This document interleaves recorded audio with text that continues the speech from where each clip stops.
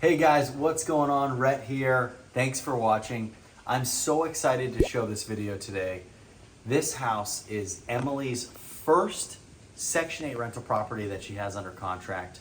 I'm really excited. She has it under contract for $75,000. This house is going to need about $14,000 to get it ready for Section 8, but it is awesome. It's in a great area, really quiet. I really like it. It's gonna bring in some really great clientele. It's a crazy thunderstorm if you guys can't hear that, so we're gonna find out if the roof works. But let's walk through it. It's a very interesting, very dynamic. I wanna show you some issues that we're going to have to rectify and figure out some alternatives to. So this house is listed as a 2-bedroom. I wanna turn it into a 3-bedroom, and I think that based on the layout, we can make that happen. So let's start here. We're in the kitchen, okay? Everything in here looks fine. There's nothing in here that is glaringly a red flag. Of course, we'll need to do the Section 8 items and take care of all that stuff, make sure the outlets are good. But other than that, there's a lot of issues with paint touch-ups we need to address. So we're gonna do paint touch-ups throughout the entire house. We're actually, guys, in a laundry room. As strange as that is, this was at one point a bedroom, okay? Bedroom, closet, and they turned it into a laundry room, which I don't know why they did. It's such a waste of a good room. So we have our water heater in here. Our water heater is electric, okay?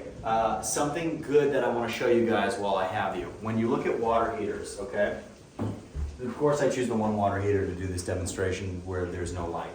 But when you look at a water heater, okay, you can always tell if a water heater is gas or electric based on one thing. I want you to look at one thing. Gas water heaters have a gas fume line that runs from here all the way up through the ceiling, okay? If there's no gas fume vent that runs from here upward, then there's always a electrical circuit, an electrical entrance right here. Okay, that's what powers the water heater to heat the water, okay? So here you have your water lines, right? Your discharge line. But I get questions about this all the time, so I wanted to address it. This is how the electricity comes in, right? Okay, and here is where your breaker is for the power for this water heater. But people ask me often, they go, Rhett, what are the appliances? What's the water heater? And they send me pictures, and I look at it and I say, well, you see the vent? When the gas heats the water, the excess gas needs a place to go. It goes up through the vent chute. So next time you see a water heater and you're trying to figure out if it's gas or electric, just look right here.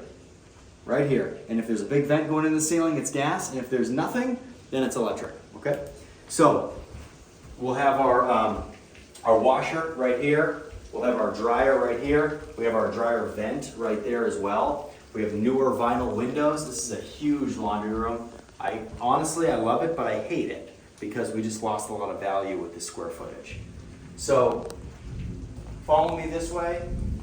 We come into the living room.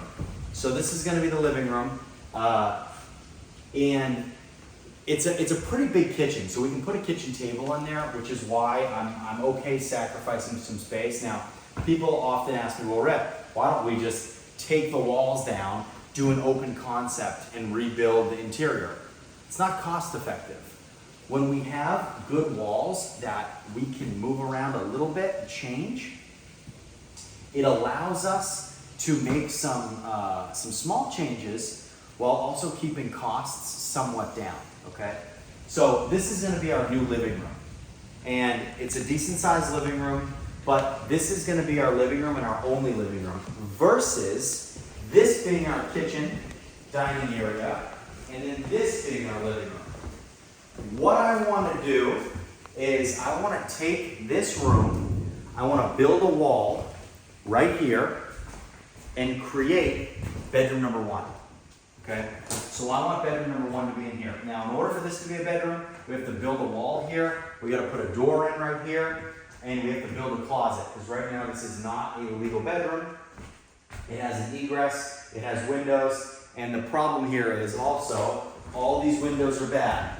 1, 2, 3, they're all painted shut. So if we're not going to replace a window or all three, which is what I would like to do, this door is going to act as our main egress, which every bedroom needs 2 egresses or points of exit, okay? In case there was a fire in this part of the house, you got to get out there. If we didn't have a door, one of these windows would act as an egress, but because none of those windows are working, they're all painted shut, we're going to unpaint them shut, of course, during our Section 8 checklist that we go over before every house gets inspected.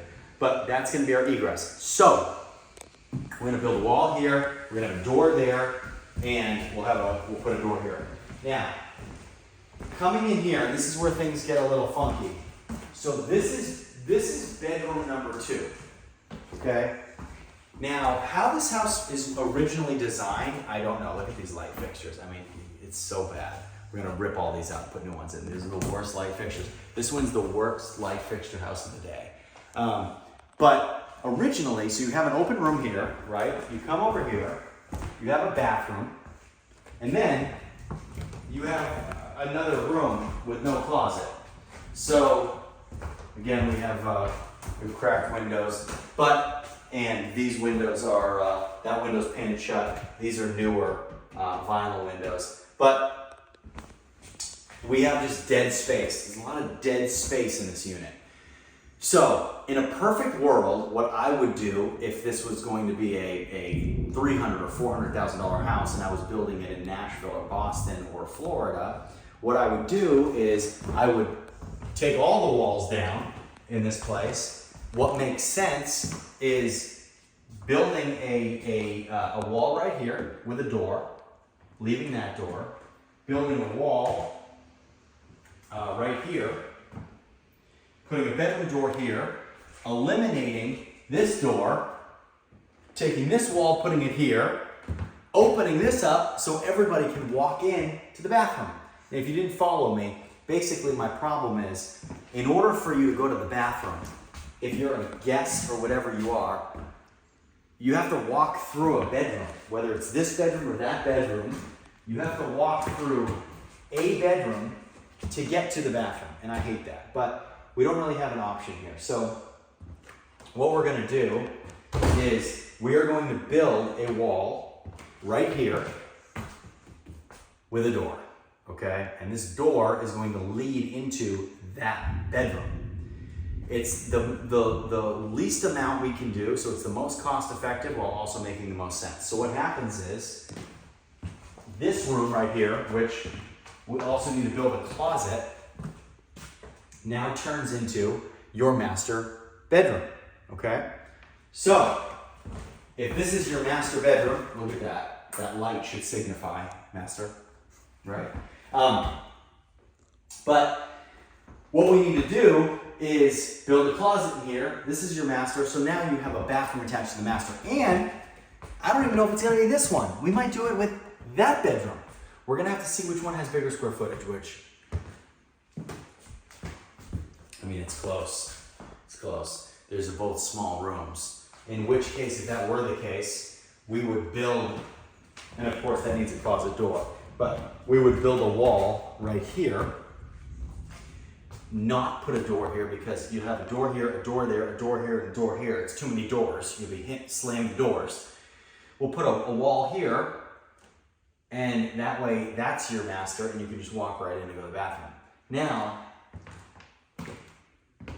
the issue you run into, which doesn't get solved, is regardless of where you build the wall, someone still has to walk through a bedroom to get to the bathroom.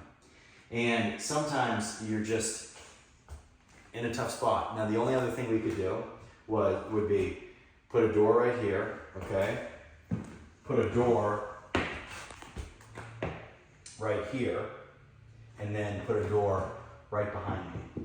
But then you just have too many doors. It doesn't make sense. Or you could open this whole wall up, right? Put a door here and put a door here. But then if you do that, you gotta remove that door. I'm so tired of saying doors. I'm over it. Okay, guys, that's what we're talking about here. And these are the conversations that I have with my contractors, and that's what we were just talking about, was finding out the best way to make this house work. Because Yes, we want to add bedrooms to increase our revenue, and that's great. We're going to add value, we're going to increase revenue. Those are all great things. But we're not going to ever do that at the expense of a tenant and their ability to comfortably live in a unit. We always talk about that. When we're weighing revenue versus the comfortability of a tenant and their the longevity that the tenant will have in the house. If this house doesn't flow well, and it doesn't create a situation or an atmosphere that this family wants to stay in for a long period of time, they're gonna move. And then we're gonna be hit with turnover costs, which we don't wanna do, and vacancy. So it's so important to find the best layouts for these units that also are the most effective for our bank accounts while not sacrificing a tenant's happiness. Guys, if you want to have these kind of conversations, and this is a conversation that I'll have with Emily, but if you guys want to have these conversations and you guys want to get started, send me an email in the description below, and next time, this will be your house we're talking about. We'll see you.